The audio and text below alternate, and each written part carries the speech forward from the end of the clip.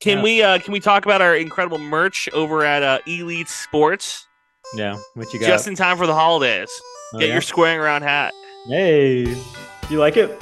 I fucking love it. I like how it's the traditional green snapback. I've never owned a snapback like that. I've wanted one so bad in like the Obey era, and now I finally can. EliteSports.com, use code SQUARE at checkout. It's so cool, and I use code SQUARE for home field apparel. I did a little Christmas shopping this past week. I got some siblings who go to different schools that home field does support. Use code SQUARE, got my 10% discount. So, and I put a little bit of money right back in our pocket. So Yeah, shout out Are you effing kidding me? They support the Merchant Marine Academy before Texas State. They support Texas A&M. Oh, okay, gotcha. And Country road, I don't think they do UTSA though. take me home. They don't. So that's the other one. That if they got if UTSA popped up before Texas State, we'd have a problem. I belong. I don't know why they don't make T-shirts with like the rivalry. That'd be a cool rivalry T-shirt.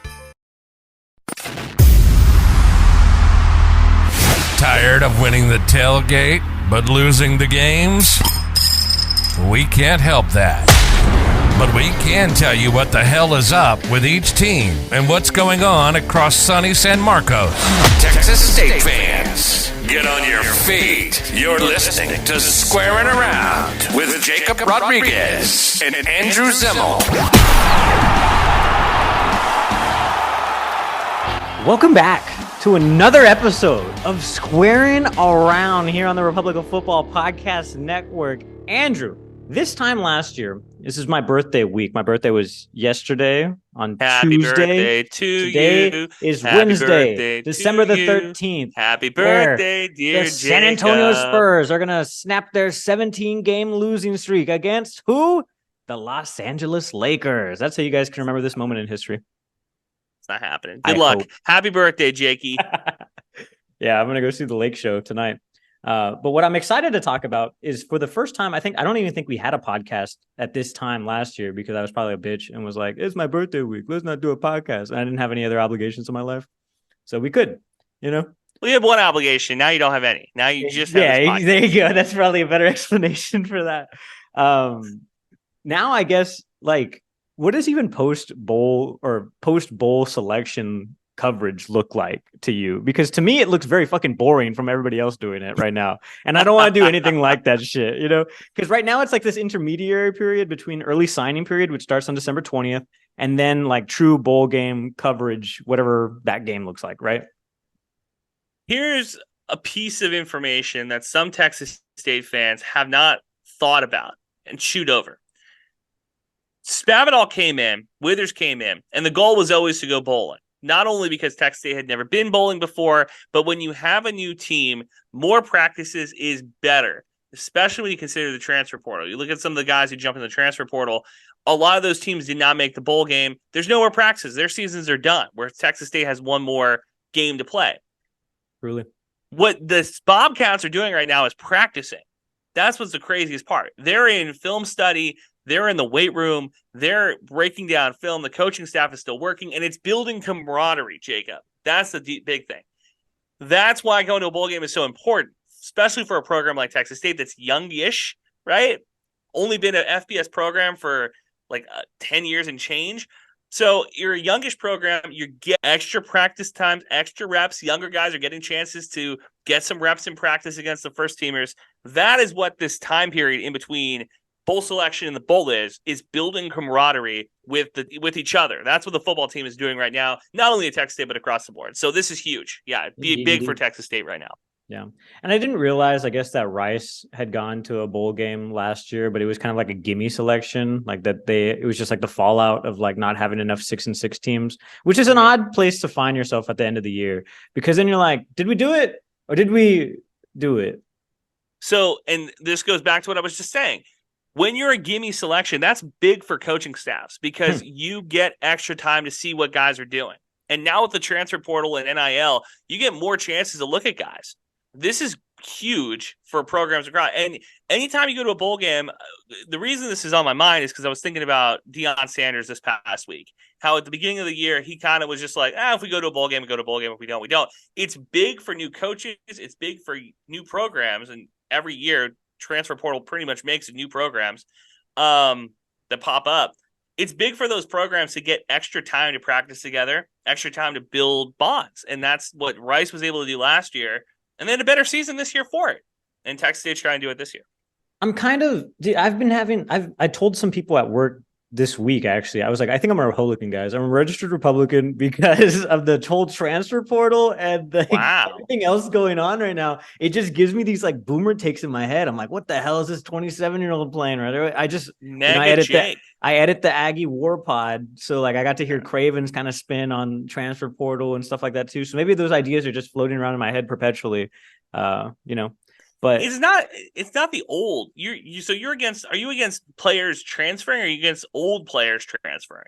I guess it's the old players that really grind my gears, like the COVID scene. Heisman Trophy had Heisman Trophy had 3 guys who were on their second team, all 5-6 year players. So that's what's bothering you? Is that good or bad? I don't know. It's really the third team guys, You don't like the guys that went from one spot to another spot to another spot. Which, carrying this back into Texas State, I guess would be TJ Finley if he decides to go to the league or transfer to another school.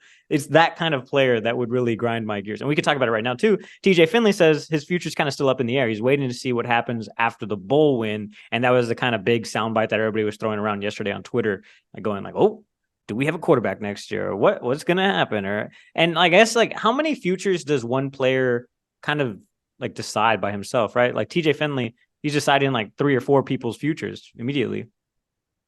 Yeah, I think so. I think that's 3 or 4 guys immediately. Who are those 3? It's him. It's Malik and PJ for sure. Those 2 guys. I would go. If you said 3, I'd go TJ's future, Mac Leftwitz's future, and GJ Kinney's future. Because if TJ Finley leaves, all of a sudden those 2 guys now have to go in the portal again to find another guy. It's not easy, man. It's throwing darts at a board in the dark with a blindfold. You don't really know what you're going to get. Now, you'd hope your head coach can go get a TJ Finley, but you don't know if he's going to do that. What do you think about that? Because I have some takes on Finley saying he's going to wait till after the bowl game. What do you say? And you know what? Shoveling this back into Grandfather Mike's book of takes, I think it is because, or maybe it was Jay Arnold who said this shit too. As you can tell, I've just finished editing their podcast because their ideas are so fresh in my mind. But they were saying it's because of the exclusivity of the position. There's only one quarterback. So obviously that happens all the time in the quarterback position, especially now with all the things kind of floating around. My thing is like, I think we only win like 4 games, honestly, without TJ. Like he willed us through 3 more games and got that 7th win. And will get us the 8th win, I think. But what do you make of him saying wait till after Christmas, wait till after the bowl game to make a decision? Where does that? How do you? The early signing period is December 20th, right? I feel like that is kind of early for a lot of people. He doesn't even know. He just had 2 kids. He's going to miss his first Christmas actually with his first 2 kids. Or yeah, exactly, his first 2 kids. Stop dodging the question. I'm just saying, I think it's early. Do you like that he told the media, that he told the fans after the bowl game, I'm going to make a decision? I think it kind of sucks. I mean, for me, like, right? Like if I asked that question at the press conference, I'm like, well, that's not an answer. That's not really an answer for me. But then at the same time, if you're like, if you're a good angel on your shoulder journalist, or you got the devil on your shoulder, you could write that story both ways. Like TJ Finley's out, clearly didn't give an answer, gave a non-answer at the press conference. If you're a good guy journalist, you're like, he's fine. We still got a, decision to make. You know what I'm saying? We talked before the podcast. You're getting a lot of people telling you that you're doing a lot better job at the podcasting game. And I agree. I think you are. And you're here to say, the one part you're struggling in is gas baggery. You gotta get these takes off. There's no he and ha in here. Here it is. No seesaw. Because I don't really have a take on it, honestly. I feel like I'm pro athlete, except for maybe this specific category of athlete. I'm pro athlete too. Here's the thing. I don't like that he said this. I saw the quote. I saw the Kef tweet with the quote. I love TJ Finley. What he did this year for the Bobcats, he goes down in the history books as one of the best quarterbacks, one of the best Bobcats ever. Deadass. Win, lose, or draw the bowl game. He is in the halls. I don't like that he said this because I don't like being held hostage as a fan. Mm-hmm. And when we talk about the transfer portal, we talk about guys leaving and coming. You want the best for these athletes. I get that. But at the same time, as a fan, I'm being held hostage now by a 20-something-year-old guy who is telling me, hey, if we win the bowl game, I might get an NIL deal to go play for Arkansas or go play for Auburn or go play for Arizona State, right? At the same time, if we lose the bowl game and those NIL deals don't come, well, we're running it right back. So now am I rooting against my team to lose the bowl game so TJ Finley comes back next year to play? Like, just don't give me anything. And I understand Texas State's got so much time, too, is the thing. He's a redshirt sophomore, you know? And I understand. Look, Chris Kuntz has been great to us. Shout out the SIDs. They have done a really good job. But when it comes to media training, that's not the answer I want to hear. Not a good one. Because I'm telling you, there's like two journalists that probably both wrote that story. It's like TJ Finley's definitely out and TJ Finley's definitely in.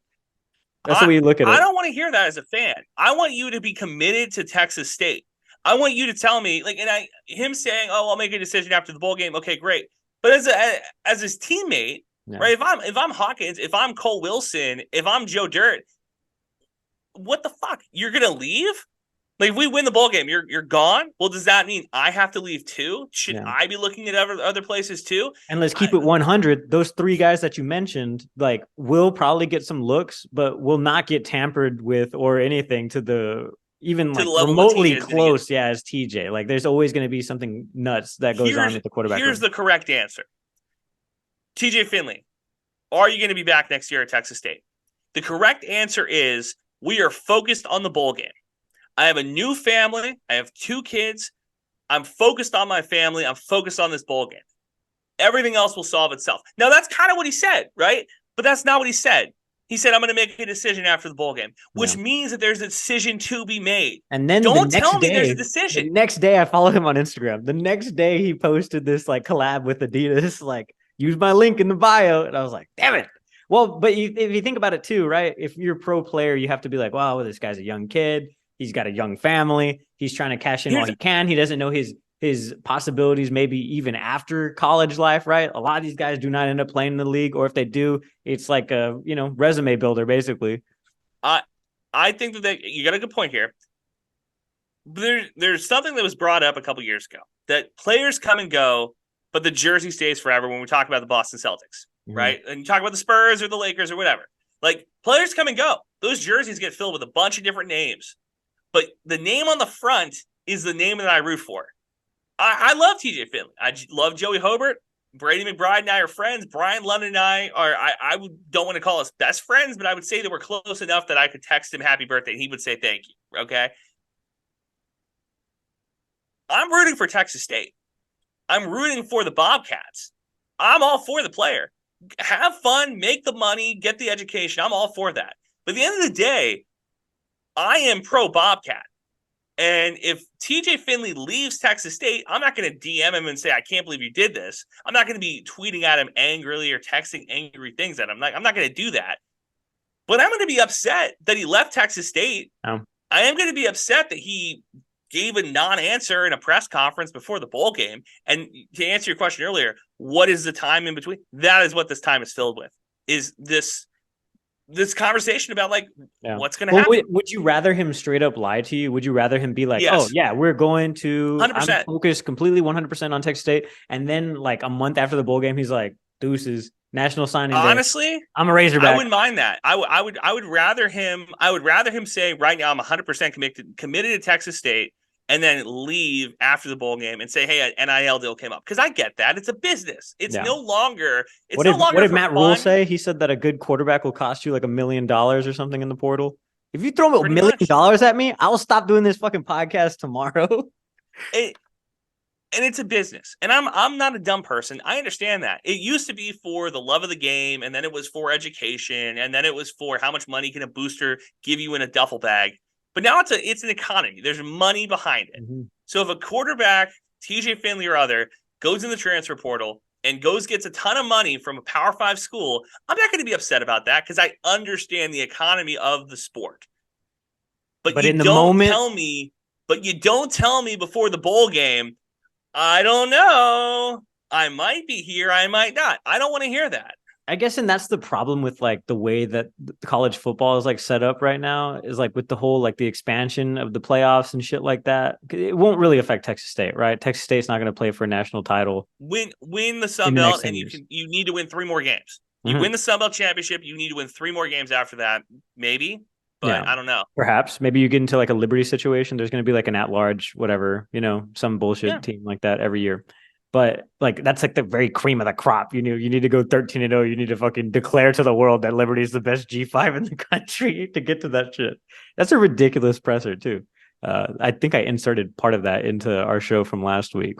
But anyway, like I don't know. Like it's just like a whole can of worms basically that's been opened up this past year, and I don't know like if anybody knew it was going to be this bad before it got this bad, and then maybe it'll be better once like the COVID seniors and stuff like that all gets cleared up and shit like that. It's going to get so much worse before it gets better, Jacob. So? It's going to get so much worse before it gets better. That's the problem with men is that like men always try to solve things, and that's like the whole like listening thing that like therapists tell you about is like, well, maybe when you hear somebody having a problem, don't try to solve it. And you're like, what? I'm a builder. Boom, boom, boom, boom, boom, boom, boom, boom, boom, boom, boom, boom, boom. I can fix this problem. Boom, boom, down, down, down. College football playoff expansion. Boom, boom, down, down, down, down. Go to the 24 teams. Do a college football March Madness bracket out of football. You fucking idiots. 64 teams. No, I mean, like, it's going to get so much worse before it gets better. Because men are in charge of solving this issue, I think. The one thing I can agree with Texas State fans on is that the group of 5 is going to get left out. And there's going to be some blatantly being left out. The marketing Texas State, and not only Texas State, but the Sun Belt has to do to make the Sun Belt respected. That could be a conversation we can have right now, too, is like, how do you, if you're Keith Gill, convince the rest of the nation and college football fans in large that the Sun Belt is to be taken seriously? Because if Texas State wins the conference, let's say Texas State next year, they play Arizona State. What's the other out of conference game they play? They play Arizona State and they play Sam, Arizona State, Houston State. And give me a second. I'm like right on this thing right now. But I have Chat GPT open in another fucking tab, and Lamar. We play Lamar, UTSA, Arizona State, and UTSA, in addition to Sam Houston. UTSA needs to win 10 games next year. Arizona State needs to win 9 games next year, and Texas State needs to win the conference. Yeah, and be like maybe a 1-loss team or 2-loss team if they want to get in the playoffs next year. Like, well, honestly, that's legitimately that's what took out some win from us early on in the season. Is that like we were 3-1 after we beat the dog shit out of Jackson State? Was it Jackson State? Nevada. We're 3-1. We didn't beat the dog shit out of Nevada. They almost beat the fuck out of us. But whatever. We were 3-1 at the end of that non-conference run. And then it was like, who the fuck has Texas State played? And it was like, that's fair, honestly, considering how Baylor shook out. And then UTSA was broken, literally playing with a quarterback who had a knee hanging by a thread. And then, but that's what needs to happen. Like, and that's not Texas State. That's everybody. Like, if you're a group of 5 team to get in the playoffs next year at 12 teams, you need to be 1 loss or 2, 1 or 2 losses. The losses cannot come in non-conference. And you got the non-conference games you beat or teams you beat have to be good. That's what's going to take for a Sun Belt team to get in. All of that being said, the Sun Belt needs to be treated with respect as, look, are they better than the ACC? I don't think anybody would argue they're better than the ACC. Are they better than the Big 10 or SEC? No. Or the Big 12? No. I don't think the Sun Belt's better than any of those conferences. What about the American? Not because of the competition on the field, because of the money behind them. Yeah. The money, the facilities behind it are just more. So for Texas State, you got to get a better TV deal with ESPN the next time it comes up, and I think it's 2026 that it comes up. And you have to consistently win these non-conference games. Now they've done the winning on the non-conference schedule. The money needs to come up. If Texas State is a drop in the bucket, like the TV deal they have compared to the Power 5 TV contracts is a drop in the bucket. Oh yeah, no shit. But you have to find a way to get more money either from Fox or ESPN. Get more money from one of those. That money trickles down to the rest of the schools. The facilities get better. And all of a sudden you get a little bit more respect because the one thing everybody respects is green money. Yeah, I've been bringing about this a lot. The wild card Texas State has is hosting that presidential debate. Fox News, Fox Sports exclusive Texas State games. Is it going to be on? You think it's going to be on Fox Sports? Arizona State versus Texas State? I don't know. Honestly, I think it'll be on ESPN. It's a Big 12 versus what Sun I don't Belt. like about this schedule already is that we play against two system schools, like it's Lamar and Sam Houston. Those are both within the. I don't think anybody else cares about that. And as I had a fight with somebody online, UTSA, I had a bad week. I don't know, a month ago or so. But I had a bad couple of weeks, and I was like, I'm ready to take my frustrations out of some stranger on the internet. And I realized that Texas State is not really the system. Like, it's not like the name in the system. It's Texas State University. The system itself says that they have 13 or whatever, how many ever schools. That's their like flagship school, which I guess you could say Texas State is, but it also isn't at the same time. Though the system itself is named the Texas State University system. Just to give you some fucking mind math there. You're talking about the versus UT, where it's like UTSA, UT El Paso, UT. Yes. Yeah. Okay. Yeah. It's not Texas State University. If the Longhorns are playing El Paso and UTSA, would you say that's a poor out of conference schedule? No. If the Longhorns are playing UTSA and UTEP, you say that's a bad out of conference schedule? I think for some reason people want to see that. There's a lot of T-shirt Longhorn fans across the state. I'm asking you, do you think that's a bad out of conference schedule? Yeah, for the Longhorns. I mean, they're not going to look like shit. And I'm saying, do you put Texas State on that same pedestal? That playing Lamar and Sam Houston State it's a bad out of conference schedule because they're looking at how Sam Houston looked this year, Zim. I'm asking you, that you put them on the same level? Okay, yeah. That's what I want to hear. Yes, we are Alabama to those guys. I'm just asking. Yes. I was going to ask you, though, what do you think of the comp between the American Conference and the Sun Belt specifically? Because that's like one that gets floated around. Like, are these two the best G5s in the country? And like, really, like, if you're Keith Gill specifically, like those are the matchups specifically that you have to win every single time. Texas State going up against Rice, American versus Sun Belt. Yeah. I agree. I think that's in the same. You're right about that. The money is the difference. It's the regional contracts that those teams have versus what Texas State has with ESPN Plus. I think the Americans getting paid a little bit more than Texas or than the Sun Belt, and that's you go to the operating table or the negotiating table, and you say, look, App State beat A&M, right? Arkansas State almost beat Minnesota. You go across these, and not only that, but just like the Hail Mary a couple years ago with Appalachian State and Troy, right? Like. There are made-for-television events that ESPN needs to be paying. But the question will be, will they pay it? Or sprinkle this in here, a little, reckless speculation. Put that graphic on the deal. Reckless speculation. Everybody's talking about these streamers paying all this extra money. Apple TV, Amazon, Netflix, like Sunbelt. Is anybody going to get into that? I've been talking for years. A behind the scenes on the Sun Belt. It did kill the Pac-12. That same deal, even in theory, not even worked out on paper, killed the Pac-12. So who knows? Well, the Pac-12's regional network was awful, and that's the beauty about the Sun Belt is because it's the Southeast. Nobody would buy a Sun Belt package. I don't think anybody is like going to Dish and being like, or going to DirecTV and being like, well, I need to have the Sun Belt channel.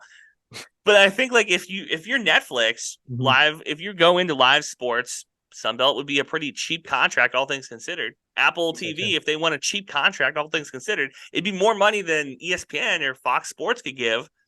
And you have a tailgate show and you do the whole thing and you just do smaller conference. What if Apple just bought all the group of five?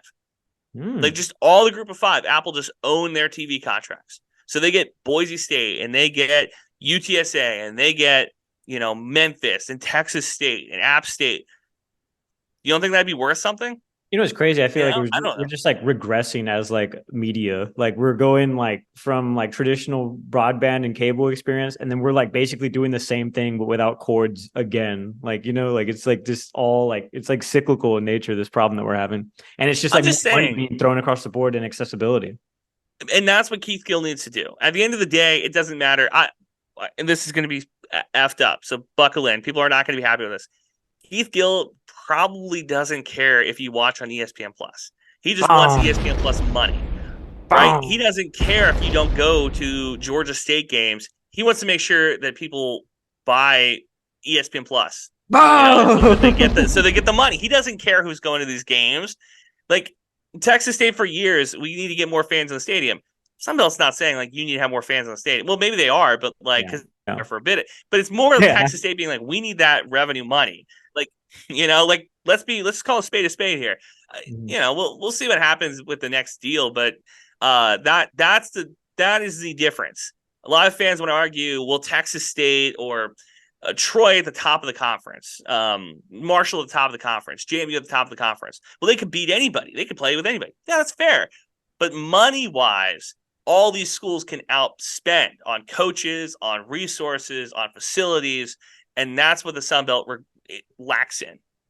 And for Texas State, it's going to take boosters like you and me when we get rich and famous to pay to buy these things. Like it's going to need boosters and outside to supplement what our TV contract lacks if we want to make that jump. Yeah, that is a very fair assessment. I agree.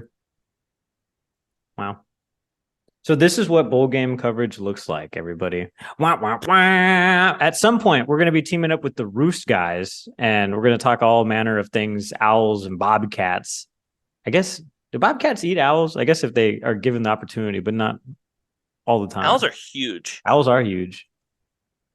You know how big Hedwig was at the end of Harry Potter? I think it was fucking ginormous. Spoiler alert. Oh, no. When J.K. killed Hedwig in that 7th book, that's when you knew shit was going to get real. It was like the third chapter. It's like the third chapter, Hedwig dies, and I was like, oh, that's what we're doing? A bunch of guys listening to Squarin around, reading that 3rd or that 6th book, going, what the fuck, Zimmel? I know. It's only been like 10 years, 15 years. Sorry, guys. That's our core audience. It's like 6th graders. Gotta get those AR points. I was the AR king. Did I ever tell you that? Dude, I was that fucking AR king, dude. I guarantee I would bury your fucking ass in AR points. I guarantee you I blew you out of the water. What was your final? Fucking shit. My final score? I don't know, because I moved around a little bit as a little kid. But in the 5th grade, for 1 year, I racked up 500 points. 698, set the district record. The next year, kid I went to church with, okay, CCD, good Catholic kid, went to Notre Dame. Shout out to Brendan Keene. He blew mine out of the water at like 700. Damn. Now, I contend he moved in the 4th grade. So all of those like little kid books that you had to get, he had all those stockpiled. So I had already used them. Like when I was in 1st through 4th grade, he could just pull those out there and just like, you do 10 books at 4 points a piece. That's 40 extra points, baby. You know what I mean? That counts for something. So that's, I'm just saying I set the bar and then it was jump the next year. It was like Mark McGuire and Sammy Sosa, honestly. Yeah. That's what we were. Yeah. That was roided. That seems like a roided system too. Oh, kind of. Let me tell you. I will say this, middle school, we had 2 elementary schools. They funnel into the same middle school. I went to church with all the guys at one elementary school. The other elementary school was in the Hill Country. So I come into the middle school in Bandera. And we're at the lunch table in 8th grade. In the big city. Big city. In 8th grade, one of the guys was like, I was always concerned that you were going to be like the valedictorian because you seem really smart. But now I get to know you. I'm not worried. Moron. Just saying. It was tough times. It was a real shot to the ego. I was very upset. I think I talked about it in this podcast before, but I spent 3rd and 4th grade in Laredo, and that's why I don't know my multiplication table still. Do not ask me math questions. I will bust out a fucking calculator because I looked up a lot of YouTube tutorials on how to use calculators to get to fucking answers to things. Anyway, I remember this kid. His name is Pepe Aguilar. I remember his full government name, and I'm saying that right now on this podcast. I'm pretty sure the statute of limitations have passed on this because it's AR points. It's not a federal statute. But his mom was the computer teacher at school. So he would get to school like an hour and a half in advance and then fucking rack up all these AR points. Meanwhile, I'm in the fucking lab. I'm putting my time. I'm like Rocky, the American dream. Pop. Dude, I got he that. Was always like 100 points or more above me. And I was so pissed. I chased him for 2 years. Never could touch him. Fucking asshole. Pee on Pepe. That's what I used to say. I knew what some people would do. What some people would do is they would have their friend take the AR test and tank it, but you get to see the answers afterwards. Yeah, so the person next door would see those answers. And that would just help goose the numbers. What was the biggest book you read to get the most AR points? Like, that how they had Aragon. Dude, I read Aragon too, bro. Yes. Dude, those great book. Excellent book. It was like 25 points. It's fucking nuts. It was great. It's crazy. And I read the whole Warrior Cat series. You knocked that. The beauty of that is like you. Ooh, see, I didn't do that. I did those. I did the nonfiction books. I did Aragon, so fantasy type Harry Potter, and then I hit the nonfiction books. I'll tell you, for a long period, I knew every single minute from 8:55 to the Pentagon crash during 9/11. I was a 9/11 buff, bro. That's crazy, I had man. all that down pat. I was like reading about the Mujahideen and shit. I was ready. Well, I was in like the facts that the government wants out there, I should say. Oh yeah. Oh, 100%. There you go. No, but I know the facts that they don't want out there. I read those books. I was locked. And they don't give a lot of points for those books. I'll just let you know. Yeah, you don't get a lot of points for that. I'm reading like declassified, like Pentagon Papers, and like how many points is this? 13 points. I get 13 points for this. All right, whatever. Fucking bullshit. Yeah, no, it was solid. It was solid. The Titanic, that was another one where there was like, I didn't even know there was a book. I was like, all right, I'll just become an expert in this subject in 4th grade. Mm-hmm. This is the problem though. As little boys and little girls were chasing each other, playing tag and giving flowers, you and me are reading books about like dumb shit, trying to get AR points. Yes, trying our best. Yeah, Aragon. You How to Train Your Dragon, basically. That's tough. Low key, the plot for Aragon is exactly like How to Train Your Dragon. Now that I'm thinking about it. 100%. But I would argue Aragon's much better. All right, enough of this. Enough. Question of the podcast. Okay. I put this to you before we came on air. Yes. I want to get it, even though you told me not to. I want to get violating our trust. I want to get listener answers too. So at Squaring Around on Twitter, tweet at us or X at us, whatever. Z at us. I don't know. Elon, figure it out. Would you rather be the man at a group of 5 level or another good player at a Power 5 team? So A&M, Texas, whatever. Now, the caveat is you're not going pro. Does not matter. You're not going to the NFL, CFL, NFL Europe, whatever. Like, this is your peak of your athletic career. Would you rather be the man at a group of 5 school or another guy at a Power 5 school? I would want to be the man, honestly. Okay. I have a very frail ego, and I think some of these transfer portal stories, you go from like, for example, UTSA, Texas State, maybe, and you transfer over to the SEC. You ain't shit, man. They got fucking 50 guys just like your ass, and they can do anything they want to you over there now. Especially if you're like undersized for your position, or maybe you spay like a very special skill set, like you're a slot or you're, DB safety or something like that, where you only work in a system, something. I don't know. It gets kind of challenging at that next level. And then you're like, damn, this guy's 6'2". I played against him in the 6th grade and I blew up my groin. True story, by the way. Didn't end up going well for me. So you would rather be the man? The man anywhere. Okay. Yeah. If that means I'm the man at the very highest level, or if I'm the man at the very lowest like level, FCS, D3, as long as I'm the man, I'm okay. So you don't listen to Brian London or Brady or anybody come on the podcast and talk about how like nobody cared? Like they were the man at Texas State. Like Brady was the man at Texas State. More like I was the man at Texas State. He was a starting quarterback for an FBS program that won 4 games his whole fucking time he was here. I'm just saying. Okay, Brian London, all-time career tackle. Brian London was more closer to the man at Texas State. What is now you get NIL deals and everything, which I think that maybe, that pockets it a little bit easier. Yeah. You go to one of these, I love Texas State. I went to Texas State. I'm a Bobcat through and through. But you go to one of these Power 5 schools that care about football. Like, you're just another guy at Alabama or Georgia.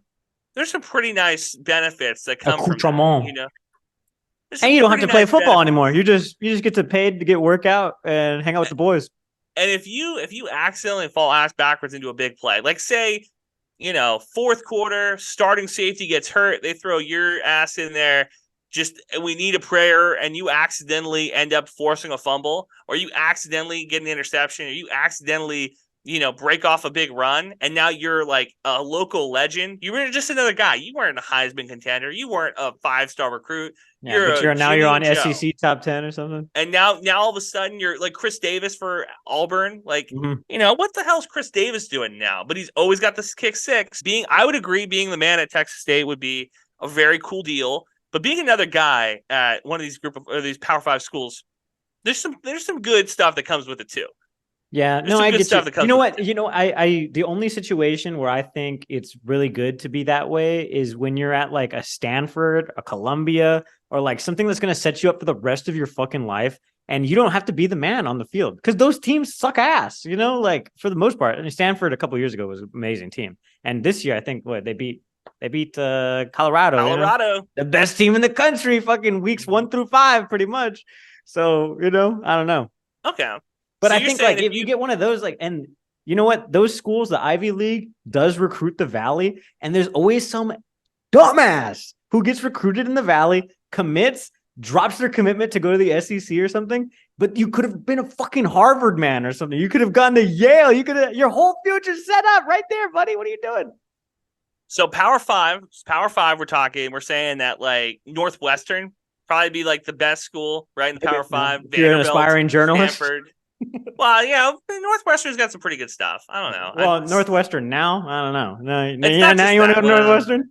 Yeah. So Stanford, Vanderbilt, there's a couple. Rutgers, terrible. Oh, yeah, Vandy would be kind of sick because you're still in the SEC, but you're at a really smart school, Mm-hmm. And if you're a big baseball guy, you win the Natty every year, pretty much. Could you imagine being a football player, but being like a big baseball fan and you're just getting your ass kicked every day, but you're like in the weight room and the baseball team's like working out. You're like, hey, go get him, boys. Like, go get him, boys. Hey, give me some box seats next week. What do you say? Yeah, right. Anyway, I wanted to pose that question to you, and if you have an answer, if you disagree with Jacob, you disagree with me. Jacob says he'd rather be the man. I'm leaning more towards being just another guy at Alabama or Georgia. Let's get some engagement. Let's get those engagement numbers up. Very rarely am I a cog in the machine, and I really like being that way sometimes. It's fun just editing a little podcast for somebody else, creating their vision, So, I don't know. Maybe things will change for me eventually. Like spit all over myself. I was salivating over that take. Oh my gosh. Zimo, that was so good. Yeah. Clip that. I was gonna say that this is where you're gonna earn that paycheck and edit. Yeah. How's get rid of that slobber. You want to talk about baloncesto, amigo? Oh, sure. Well, let me let you guys in on a secret. Men's basketball team not doing hot right now. No. 4-5 overall. They beat Jarvis Christian. Everybody knows our known rival, Jarvis Christian. Holy shit. I've had this one scheduled on my mind for forever. They beat the dog shit out of this team 107-55. And they didn't start off that way. Let's be honest. I don't know. So are you panicked yet about the basketball team? Nah. The men's side. You wrote this is how we're gonna do the breakdown every week. Is that when we talk basketball, you're the men's basketball expert, I'm the women's basketball expert, because those are how we wrote those are the teams we get along. I think those are the teams that get along with us equally too. Like they like it. The coaches respectively. Yeah. Coach Johnson likes me. Coach Z likes you. He just doesn't know me. They both tolerate us individually. Yeah, that's fair. I don't know. All right, so women's basketball is 5-3. They lost their last game as well. They're 1-2 on the road. They lost to Oklahoma State in a close one, 67-52. They play on Thursday. It's their last game before the. Well, actually, no. I was gonna say I think it's their last game before the Christmas break, but they have more games coming up next week. They play Denver, and then they play at Florida International, Chicago State, Alabama A&M, and then that's when they have their break. And after Christmas is when we get our conference schedule started. So they play Georgia State on the 30th of December. I'll be in town, Jacob. What do you think? You want to go to a Texas State game on the 30th? On the 30th of December? What is women's basketball? Bust out my calendar here. I think I will be in the Valley still. Yeah, that makes sense. I'm working New Year's Eve into New Year's Day. It's such a pain in the ass being in media, everybody. If you're wondering, like, oh, wow, I want to follow my dreams and be like Andrew and Zimmel. First of all, don't be really good at math or something else. Do not go to Laredo for 3rd and 4th grade. That'll set you up for success. And maybe you get recruited to go to Columbia or something. You can really turn your life around. I always think about that. I'm like, should I, like the Shohei Ohtani thing came across and I was like, fuck, should I have worked harder? Was that like my problem? Could I have gone to like Harvard or Yale Your as like a problem baseball is player? you worked too hard, and that's what injured your arm. Remember that, Zim. That's fair. Do you think I truly believe that I'm going to be able to force my kids into being like athletic superstars? I Like think it's one of those things. Stephen Colbert has a joke no. that he wrote about in his first book, and he said that like your dad pushed his dreams into you. You do it to your kid, and if your kid doesn't achieve it after 2 generations, it's probably a dumb dream to begin with. So Yeah. that's what I'm probably going to do. I'm going to try to force my kid to be a world-class baseball player, and if it doesn't work, then the dream was probably dumb to begin with. I had a very positive upbringing. It was just like whatever I wanted to do. But because of that, like I'd missed out on like learning to play an instrument because I was never really into that. But like now I just don't know how to play an instrument. Even though there's a guitar right behind me, I still don't know how to play it. But yeah, just leaned into my If own you- talents. And that's why I did fucking martial arts. And now look at you. Look at me You're now. rolling around with grown men on the weekends. Dude, I am so beat up right now. Look at this. I got a thing on my face. There's a couple cuts and bruises. I got a huge fucking bruise on my chest. Is that a hickey? No, it's not a hickey. Look at that. Somebody punched me in the freaking shoulder. Those orgies get kind of crazy, huh, buddy? Honestly, yeah. Yeah, you do jiu-jitsu. If you're looking for a Christmas gift, there's a website that has a bunch of auction stuff. I saw a Taylor Swift signed guitar for $300, and I almost sent it to you and be like, for the woman in your life. Hey, this is a take I was going to get off last week with Colton on here, but how convenient would it have been to cover college football had Taylor Swift and Travis Kelce, age appropriate, obviously. So in a perfect world, had they dated when Travis Kelce was in college, like we would have known a lot of things about the portal because of Swifties. We would have learned a lot of things about the coaching carousel because of the Swifties. And what else? Yeah, that was basically it. It's how convenient. What the hell are you Swifties would have talking been about? around that? You know, the Swifty army, bro. You learn so much about people because these guys are doing like little FBI investigations on their own. Do you not know about football? Well, of course I know about football, but Teach you about football? It's fun to hear about football through the lens of like people who don't understand it, you know? Like I'm not saying I'm some football savant over here or anything. I think that it's one of those things, and this is machismo, this is masculinity, this is something you and I both suffer from. Toxic masculinity. Sometimes the answer's given. What's an offsides? You know, what happens if a 2-point conversion is intercepted, goes the other way? But you know, all your friends know, but you don't know, and you don't want to look stupid, so you don't ask. And now you're 26 years old, and you're like, what does happen if a kick is blocked and taken back the other way? What goes on then? And now the Swifty Army is learning football, and they're putting it on Twitter, and they're saying like, this is what this is, this is what this is, and you go, okay, all right, I learned something new. I kind of appreciate it. I've enjoyed being online from Taylor Swift band. You know, yeah. Internet's very negative. It's an awful place. So if we can make it a little bit better, thank you, Taylor Swift. Anyway, men's basketball is basically back to work. They play like 4 games before December 30th, and then they, just roll through January, February, and what do the transfers look like? Because I know you talked about like the new players coming in and stuff. Because for the women's basketball squad, like I said last year, they had the oldest class they ever had thanks to COVID, and they're missing a bunch of those pieces. But the pieces they brought in have kind of done exactly what I thought they were going to do. It's been a little bit of growing pains, but they're doing a pretty good job on defense. They're shooting the ball relatively well. Yeah, we don't really know what it looks like until conference comes around, but I don't know if they're a 20-win team, but I think 17, 18 would be a solid guess. I think the lineup just been inconsistent, and that's to be expected with like coming off odd breaks and stuff, like where you're off for like 2 weeks, then you get back to it, and then it's like, oh yeah, our main guy's out or whatever. I don't know if Colton Benson is like playing or not or anything. I've done zero work on this, honestly. You know what's scary is like during the early signing period, not only are we gonna have to cover basketball, we're gonna have to cover fucking basketball too. Did I say that already? Basketball, football. Not only do we have to cover basketball, but we got to cover basketball. Basketball again. Yeah, no. Football and basketball. There you go. That's what I was trying to say. No. I don't. It's. But yeah, we don't even really start touching these teams until they, once we get bounced out of the Moody Center by Texas, which everybody was kind of surprised that we led them at the half, and Texas did what Texas does, and came back and beat the dog shit out of us, 77-57. Texas won their first game against UConn ever. Really? Yeah, it's kind of surprising. Texas is gonna be a good team. Yeah, the women's basketball program is really good. No. But yeah, I mean, like, I don't know. It's hard to tell what the team is going to be. We talk every year, non-conference schedules kind of weak every single season. You know, the men's team plays Texas. That's kind of a big deal. But for the most part, it's like, you know, you don't really know until conference play rolls around what we're really working with.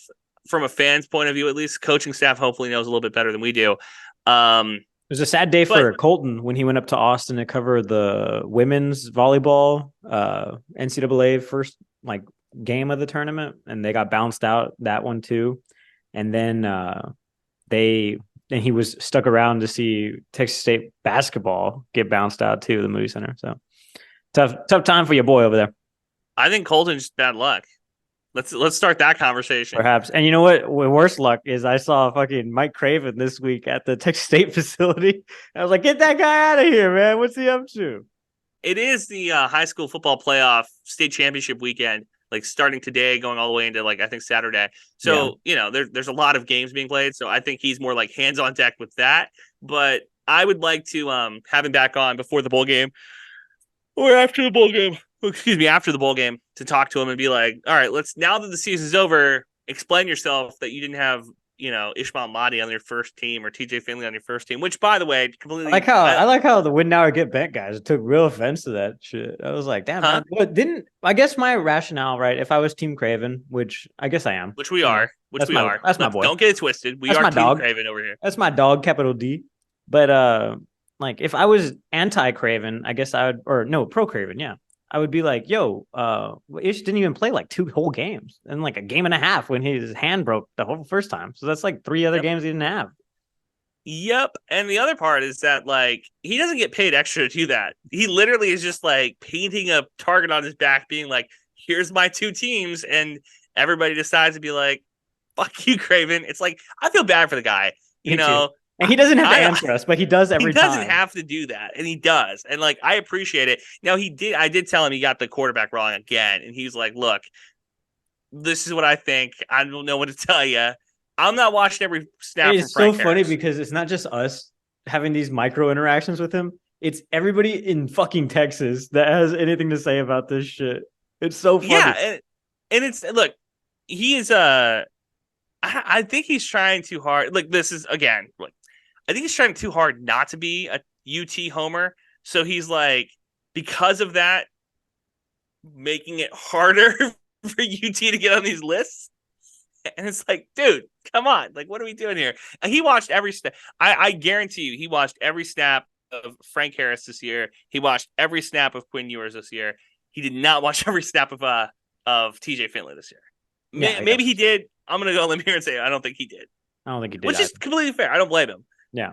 He watched more TCU than I think was probably than he ever should have. That was that was toxic. That was he should not have been watching the TCU. First game you go out and lose to Colorado, you're like, okay, whatever. And then he went to go see them again, against Tech, I'm pretty sure. Yeah, against Tech, exactly. Which turned into a dog shit game in and of itself for a variety of other reasons. Joe McGuire, and I don't know. Yeah, you can't win them all. You can't even pick some of these games to go to physically, let alone pick them for money. I would be curious, and this is an open invitation to Craven. How curious are you? Next year, if you do this, if you do the wraparound Texas, you're going to go all these different, Texas stadiums and stuff. It's part of a coffee table book he's doing with Texas Monthly with Dave. Can Campbell. I go with you? Ooh. I pitched a follow-up. I was like, let me get blackout drunk at every tailgate, and I'll prove who parties harder. Well, I'm not saying that. I'm just saying, what would it take for us to carpool? I don't think he likes me that much, though. I would love to do that. I would give up my entire fall weekends to go to all of the games that he goes to. That'd be fun. I mean, wouldn't it be? Or just what if he'd be like a doctor and you'd be like a scribe? What if it was just you and me in one car and him in another car, and we just went and did a Dave Campbell's Tailgate podcast from that location? Yo. And we just did a live show and we just talked to, we did like a college game day, but like at the location Dave Campbell sponsored. I would be more than willing to do that. Yeah. To go to all these, because it's only in the state of Texas. Like we could totally do the state of Texas. That's totally doable. Yeah. Set up some cameras, set up some Wi-Fi, get some Ethernet cords running. All you would need to do is get the coach as he's walking into the stadium to talk, and then get a guest picker. I mean, how hard would that be? Yeah. I mean, for shit like that, you just hit up the SID and go, when is he fucking possibly available? Or if you don't, you just, zoom in or pre-record it and just roll it as a tape. We could be, I'm not going to compare us to anybody, but we could be like the two dudes on the stage talking to people, or on the table talking to people. If Ish is available, I'd love to have Ish with us too. That'd be so much fun. And Craven could be our Tom Rinaldi, doing like the actual reporting. I'll do a comp for you. I'm Jesse Palmer, and you're watching The Bachelor, baby. Yeah.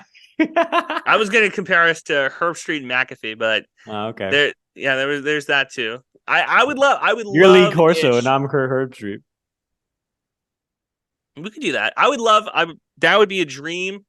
The Dave Campbell's people are incredible. They're so talented. There's so much good shit over there. This is my plea. 2024. Let's make it happen. The glazing that's happening on this podcast network episode. Let's make it happen, baby. Like, let's make it happen. How much fun would that be? That would be so much fun. Yeah. If you're listening, Jacob, I'm down. Free? I'm free? willing to. Can we comp gas, or can we comp my slushies at Buc-ee's at least? Yeah, Bucky slushies, and that's it. I would be fine with that. I would go to the ends of the earth. That'd be maybe an oil change or two for my fucking truck if we're gonna do that. It's not that. See, that's the thing. It's not that far. All things equal, we go to the Sun Bowl once. All right, cool. We go to Odessa. Like, all right, whatever. God, yeah, I'll get my fucking truck robbed in El Paso. love to do it. That'd be so much fun. Says it's in Terlingua. What the fuck? I'm just putting it out there. I'm offering. Thanks for watching, everybody. We ain't got no badges. We don't need no badges. I don't have to show you any stinking badges. Better not come any closer. Thanks for listening. New episodes out every Thursday. Follow the boys on Twitter. Eat 'em up. Eat 'em up.